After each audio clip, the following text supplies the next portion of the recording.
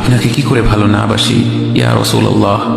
যখন আপনি আমাকে ভালোবেসেছেন সেই 1400 বছর আগে, যখন আপনি আমাকে মিস করতেন, আশা করতেন যেন আমার সাথে দেখা করতে পারেন, অথচ তখনও আমি জন্মই হইনি।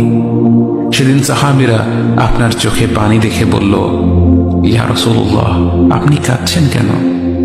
আপনি বললেন, আমার ভাইদের খুব দেখতে ইচ্ছা করছে। সাহাবীরা বললেন, আমরা কি আপনার ভাই নই ইয়া রাসূলুল্লাহ?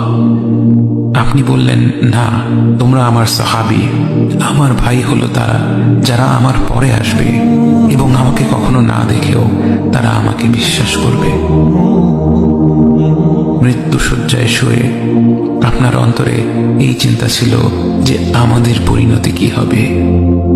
উম্মতি উম্মতি বলতে বলতে আপনি আপনার রবের নিকট ফিরে গিয়েছেন।